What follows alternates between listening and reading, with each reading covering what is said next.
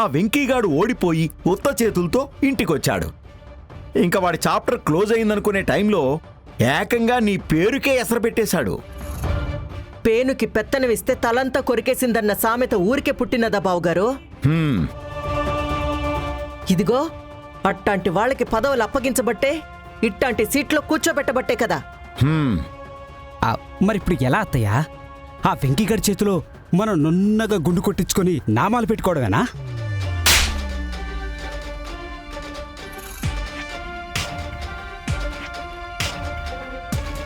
ఇల్లు అలగ్గానే పెళ్లి కాదు, ధాన్యం తీసుకురాగానే గెలుపు కాదురా. వాడు ఆ ధాన్యాన్ని ఆడించాలి, దాన్ని బియ్యం చెయ్యాలి, ఆ బియ్యాన్ని డబ్బు చెయ్యాలి. నిజమే అఖిలమ్మా, నువ్వు చెప్పినట్టుగానే కథ చాలా ఉంది.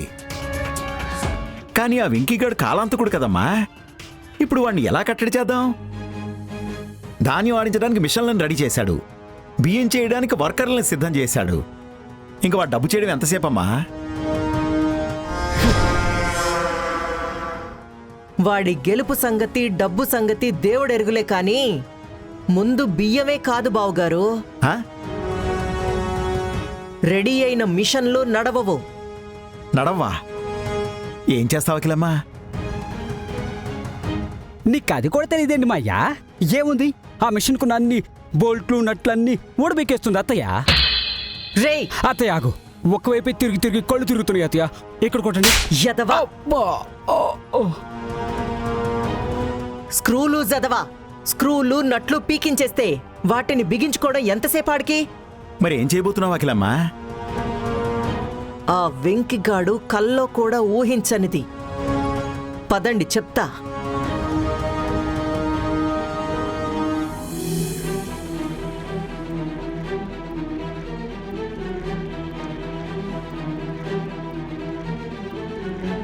బాబు, మీ నాన్నగారు నాకు బాగా తెలుసు.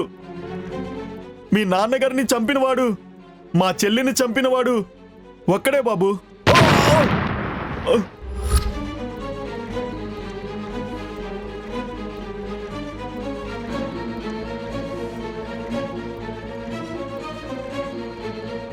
బాబు చెప్పండి, ఆ రోజు మా నాన్నగారు మీకు తెలుసన్నారు కదా?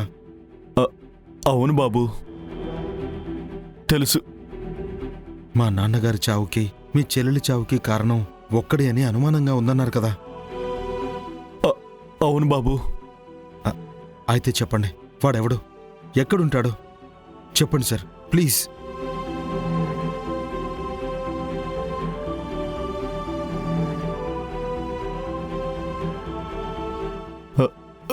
చెప్తాను బాబు. వాడు చెప్పండి.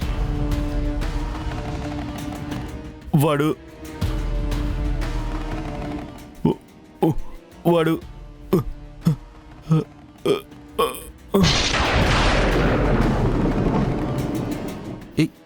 ఏమైంది? హలో, ఏమైంది? డాక్టర్ ఒకసారి చెక్ చేయండి. ఏమైంది డాక్టర్? చూడండి.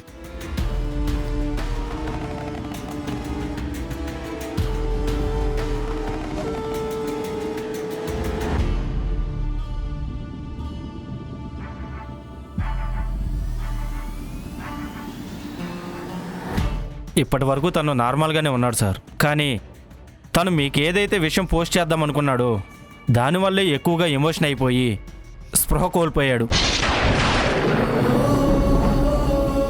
అంటే స్పృహలోకి ఎప్పుడొస్తారు డాక్టర్? ఎంత టైం పడుతుంది చెప్పండి డాక్టర్. అది ఇప్పుడే చెప్పలేం సార్. బట్ తను స్పృహలోకి వచ్చిన ఈ విషయం మీద తనని క్వశ్చన్ చేసినా, ఫోర్స్ చేసినా తన బీపీ నిలకడగా ఉండదు.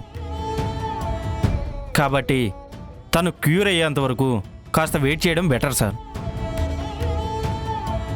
లేదంటే తను మళ్ళీ కోమాలోకి వెళ్ళే ఛాన్స్ ఎక్కువగా ఉంది. ఒక్కొక్కసారి తన ప్రాణానికి కూడా ప్రమాదం కావచ్చు. లేదు డాక్టర్, అలా అవ్వకూడదు. తను క్యూర్ అవ్వాలి. తను నోరు తెరిచి నిజం చెప్పాలి. ఆ నిజం మీద 3 ప్రాణాలు, ఒక ఇంటి పరువు ఆధారపడుంది డాక్టర్.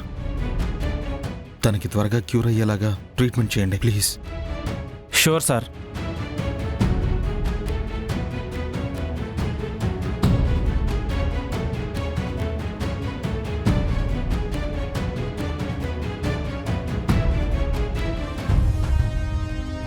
చెప్పిందంతా అర్థమైందా ఏఈ గారు? అర్థమైంది మేడం. మంచిది. నేను మీకు ఏదైతే చెప్పానో రేపు ఇవే మాటలు పొల్లుపోకుండా చెప్పి ఫెయిల్ కాకుండా ప్లాన్ని సక్సెస్ చెయ్యాలి. అర్థమైనదా? మీరు చెప్పింది చెప్పినట్టుగానే చేస్తాను మేడం. కానీ కానీ నేను చేసింది బయటికి తెలిస్తే చాలా ప్రాబ్లం అవుతుంది మేడం. అయితే ఏమంటావ్? నేను చెప్పినది చేస్తానంటావా, చెయ్యను అంటావా? కష్టం మేడం. భద్రం, అర్థమైంది అత్తయ్యా.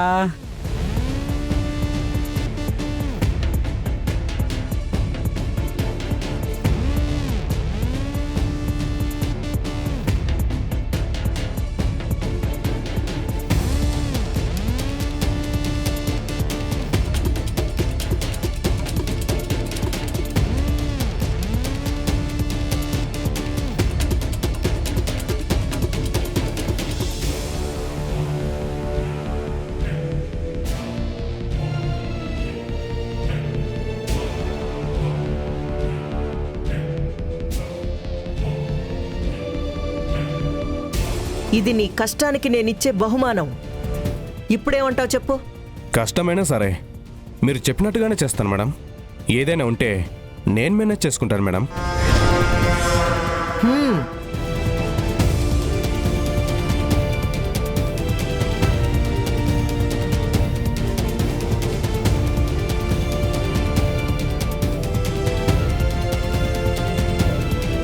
వస్తాను మేడం. కాస్త బ్యాగ్ ఇస్తారా? బ్యాగ్ అంట.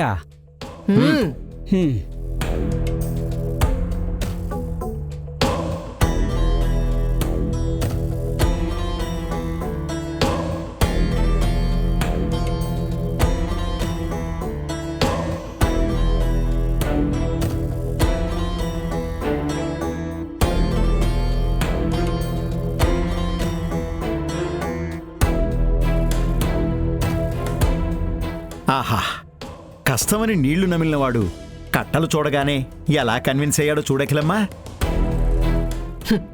అంతే బావుగారు, నోటితో అన్ని పనులు కావు, కానీ నోటుతో కాని పనులంటూ ఏవీ ఉండవు. ఈ పనితో ఆ వెంకిగాడికి రేపు అసలైన కష్టమేంటో పరిచయం అవుతుంది.